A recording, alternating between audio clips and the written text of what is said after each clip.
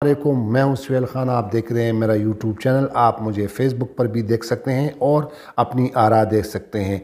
नए देखने वाले नाज़रीन से मेरी खुसूसी इल्तिमास है कि वो इस चैनल को ज़रूर सब्सक्राइब करें। आज की ख़बरों की जानिब बढ़ते हैं। दो अहम ख़बरें आपके साथ शेयर करेंगे। पहली ख़बर तो पाकिस्तान तहरीक इंसाफ के हवाले से है। पाकिस्तान तहरीक इंसाफ के बानी चेयरमैन साबिक़ वज़ीर-ए-आज़म इमरान ख़ान ने एक बहुत बड़ा एक फ़ैसला किया है, और ये फ़ैसला उन्होंने किस तरह किया है, किसके साथ बामी मशावरत की है, अपनी कानूनी जो लीगल जो टीम है उनके साथ बाकायदा तौर पर एक फ़ैसला किया है, एक स्ट्रेटजी बनाई है, वो उस हवाले से आपको अपडेट करेंगे। दूसरी जो बड़ी अहम खबर है वो सहाफ़ी असद तूर के हवाले से है। सहाफ़ी असद तूर को आज इस्लामाबाद की अदालत, जो कि हुमायूं दिलावर, उन्होंने बाकायदा तौर पर सहाफ़ी असद तूर को आज ज़मानत उनकी जो है वो मंजूर कर ली गई है। सहाफ़ी असद तूर को 2 हफ़्ते पहले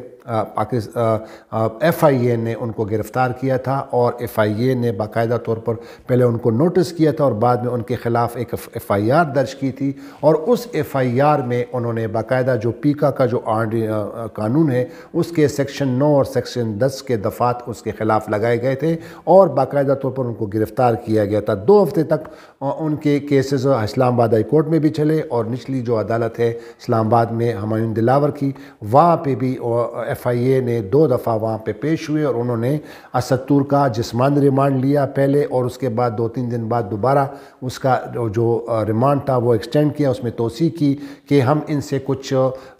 मालूमात जो हैं वो हासिल करना चाहते हैं, तहकीकात करना चाहते हैं। हालांकि असद तूर के जो वकील हैं ईमान मज़ारी, उन्होंने बाकायदा तौर पर, और असद तूर ने ख़ुद भी बज़ाते ख़ुद अदालत को बताया था कि उनको जिस हवाले से गिरफ़्तार किया गया है, उन्होंने जो ट्वीट्स किए हैं, जो प्रोग्राम्स किए हैं, वो बिल्कुल उसको एडमिट करते हैं, उसको मानते हैं, उससे वो मुनकर नहीं है। तो इस पर की क्या तहकीकात हो सकती है। लेकिन बहरहाल FIA ने बाकायदा तौर पर उनको उनके रिमांड लेकर फिर उनसे वो अदालत को बताया था कि हम उससे सोर्सेस पूछेंगे कि इसके ज़राए क्या थे, ये जो इन्होंने जो प्रोग्राम्स किए हैं उसके ज़राए क्या थे। हालांकि अदालत को बताया गया, और सुप्रीम कोर्ट की जजमेंट भी है कि सहाफ़ी से आपको उसके ज़राए, उसके सोर्सेस कभी भी नहीं पूछ सकते। आप किसी भी सहाफ़ी को पाबंद नहीं कर सकते कि उनके उससे सोर्सेस पूछें। बहरहाल आज बाकायदा तौर पर जो इस्लामाबाद के निचली अदालत के जो जज हैं हुमायूं दिलावर, आज उन्होंने इस केस की समाअत की ज़मानत की दरख्वास्त पर। और इससे पहले मैं आपको बताता चलूँ कि सुप्रीम कोर्ट ऑफ पाकिस्तान में जब सहाफ़ियों के केस के हवाले से, सहाफ़ियों की हरासत के हवाले से कोई केस चल रहा था, तो उस वक्त अटॉर्नी जनरल ने सुप्रीम कोर्ट ऑफ पाकिस्तान के चीफ जस्टिस काजी फ़ाइज़ ईसा को ये कहा था कि जो असद तूर के ख़िलाफ़ जो पीका के ऑर्डिनेंस के तहत जो सेक्शन 9 और 10 लगाए गए हैं, दफ़ात लगाए गए हैं, वो गैर कानूनी थे, वो दफ़ात नहीं लगने चाहिए थी। तो आज अदालत ने उस अटॉर्नी जनरल के बयान का हवाला दिया कि अटॉर्नी जनरल ने भी सुप्रीम कोर्ट में कहा था, तो लिहाजा ये दफ़ा जो असद तूर के ख़िलाफ़ लगाई है इसको हम ख़त्म कर देते हैं, और बाकायदा तौर पर 5,000 रुपये के मचलकों के एवज़ असद तूर की ज़मानत उन्होंने मंजूर कर ली। यहाँ तो बात ठीक है कि ज़मानत तो मंजूर हो गई, लेकिन असद तूर जो 2 हफ़्ते जो ख़ुद वो और उनकी जो वालदा हैं, जो कि अदलेट उम्र की ख़ातून हैं, वो बेचारी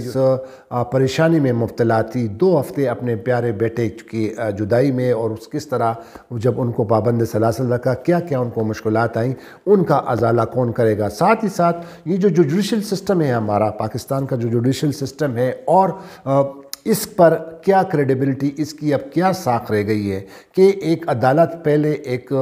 शख्स को वो गिरफ़्तार करती है, उसके ख़िलाफ़ दफ़ात लगाती है, और फिर उसको पाबंद सलासल रखा जाता है 2 हफ़्ते के लिए, और फिर बाद में वो कहती है कि जी ये तो गलत लगाई गई है। तो क्या सवाल ये पैदा होता है कि जो हमारे जो कानून के जो माहिरीन हैं, जो जज हज़रात हैं, क्या इन्होंने पूरी ज़िंदगी जो है कानून की किताबें पढ़ी होती हैं, केसेस सुनते रहते हैं, इनका तजुर्बा होता है, लेकिन इनको ये पता नहीं था कि ये जो गलत तरीके से इनके ख़िलाफ़ ये मुकदमा आया है, और उस वक्त उन्होंने इसको ज़मानत क्यों नहीं दी असद तूर को। उस वक्त ये क्यों नहीं कहा गया कि उनके ख़िलाफ़ ये जो गलत दफ़ात लगाए गए हैं। और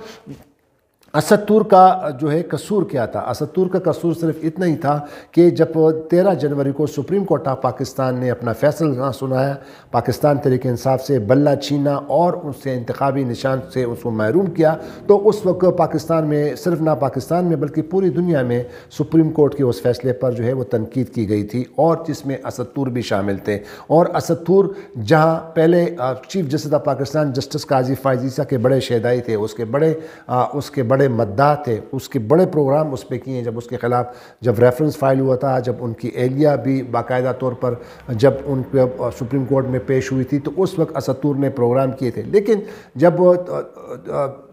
2024 میں جب 13 جنوری کو جب فیصلہ آیا، تو یہی اسد تور تھا جس نے اسی عدلیہ پر، اسی چیف جسٹس قاضی فائز عیسیٰ پر تنقید کی، اور اس تنقید کے حوالے سے پھر جو ہے FIA نے باقاعدہ طور پر پہلے ایک JIT بنی، اور JIT بھی یہ اس لیے بنی کہ جو عدلیہ مخالف جو تنظیم جو تقریریں ہو رہی ہیں یا جو پروگرام ہو رہے ہیں جس پہ تنقید ہو رہی ہے، اس کے خلاف یہ JIT جو ہے وہ تحقیقات کرے گی، اور اس تحقیقات کے بنا پر پھر اسد تور کو نوٹس ملا۔ ہمارے کچھ اور صحافیوں سپریم کورٹ کے جو بیٹ جو کور کرتے ہیں ان کو بھی نوٹس ملے ہوئے ہیں، ابھی ان کو گرفتار نہیں کیا گیا ہے، لیکن اسد تور کو گرفتار کیا گیا تھا۔ تو یہ تمام بحث کی ضرورت اس لیے پیش آ رہی ہے کہ کیا اب اسد تور جو ہے وہ تو بالکل سفید باز ہو گئے ہیں، اب تو وہ بے قصور قرار دیے گئے ہیں۔ اب اسد تور جب باہر نکلے گا، وہ پروگرام کرے گا، وہ ان کے ساتھ جو بیتی ظاہر ہے وہ بھی اس پر پروگرام کرے گا۔ اسد تور تو جس مقصد کے لیے جس مقصد کے لیے اس کو گرفتار کیا گیا تھا، اور جس مقصد کے لیے وہ پابند سلاسل تھا، کیا وہ اپنا مقصد سے وہ پیچھے ہٹ جائیں گے؟ کیا وہ جو مثبت جو تنقید ہوتی ہے کیا اس سے وہ باز آ جائیں گے؟ یہ وہ بنیادی سوالات۔ لیکن جو FIA حکام نے جو یہ غلط مقدمہ دائر کیا، جو غلط مقدمہ اس کو پرسو کیا اور اس کے جوڈیشل ریمانڈ لیا گیا، تو کیا اب ان جو غلط FIR درج کی گئی اور جو غلط تمام پروسیس جو ہوا، چاہے وہ جج نے کیا چاہے FIA نے کیا، اس کا ازالہ کون کرے گا؟ پاکستان میں کون اس کا جو ہے اس کا نوٹس لے گا؟ Chief justice of Pakistan justice Qazi Faez عیسیٰ پر بہت بڑی ذمہ داری عائد ہوتی ہے، حالانکہ انہوں نے اس دن یہ کہا تھا سماعت کے دوران کہ یہ دفعات نہیں لگنے چاہیے تھی، اور پھر اٹارنی جنرل نے بھی کہا۔ اب chief justice of Pakistan justice Qazi Faez عیسیٰ کا یہ ذمہ داری بنتی ہے کہ یہ جو غلط FIR درج کی گئی تھی اور جو غلط پروسیس کیا گیا FIA نے، ان کے خلاف سخت سے سخت جو ہے وہ ایکشن لے۔ دوسری جو خبر کی جانب ہم بڑھتے ہیں وہ ہے پاکستان تحریک انصاف کے حوالے سے، جو آپ کو پتہ ہے کہ 8 فروری کو جو انتخابات ہوئے اور کس طرح مبینہ دھاندلی کی گئی۔ اب پاکستان تحریک انصاف نے باقاعدہ طور پر فیصلہ کیا ہے کہ سپریم کورٹ میں اس میں باقاعدہ طور پر ایک آئینی درخواست دائر کرنے جا رہے ہیں، اور یہ آئینی درخواست 3 جو بڑے وکلاء ہیں، ایک حامد خان جو پاکستان تحریک انصاف کے بڑے سینئر رہنما ہیں، اور سلمان اکرم راجہ جو لاہور سے الیکشن بھی لڑا تھا، اس کو بھی کئی دفعہ اس کو بھی ہرایا گیا ہے اس الیکشن میں، وہ اور شعیب سعیم جو کہ پاکستان تحریک انصاف کے جو امیدوار تھے اسلام آباد سے NF 47 اور 48 سے، اس حلقے سے جو وہ بھی ان کو بھی جو ہے اس میں ہرایا گیا اس الیکشن میں۔ تو یہ 3 بڑے وکیل ہیں جو اس پیر کو یہ جو ہے سپریم کورٹ میں یہ آئینی درخواست دائر کریں گے، جو موجودہ جو دھاندلی ہوئی ہے اس کے خلاف، اس کے حوالے سے۔ لیکن میری آج اس پروگرام سے پہلے شعیب سعیم سے بات ہوئی، تو میں نے کہا کہ آپ جو یہ پٹیشن دائر کرنے جا رہے ہیں پیر کو، تو کیا آپ نے تو پہلے بھی سپریم کورٹ پہ چیف جسٹس آف پاکستان پر عدم اعتماد کا ظاہر کیا تھا کہ ہمیں سے کوئی توقع نہیں، کیونکہ پہلے جو آپ کی پٹیشنیں جو تھی وہ خارج ہو گئی تھی، اس پہ آپ کو کوئی سنوائی نہیں ہوئی تھی۔ تو شعیب سعیم صاحب کا کہنا تھا کہ وہ اگر ہم دیکھیں گے کہ اگر ہماری جو درخواست ہے، اگر chief justice of Pakistan justice Qazi Faez عیسیٰ نے اسے اپنے سامنے لگایا تو اس پر ہم اعتراض کریں گے۔ بہرحال وہ بھی ایک بڑی لمبی کہانی، اگر وہ اعتراض بھی کریں گے تو چونکہ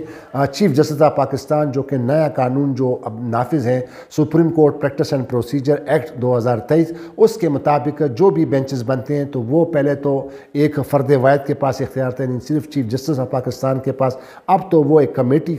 ہے کہ اختیار میں ہوتا ہے، اور وہ کمیٹی کو ہیڈ کرتی ہیں chief justice Pakistan justice Qazi Faez عیسیٰ، اور اس کے ساتھ جو بڑے جو دوسرے جو سینئر ججز ہیں، ایک ہے جسٹس سید منصور علی شاہ، اور اب جو دوسرے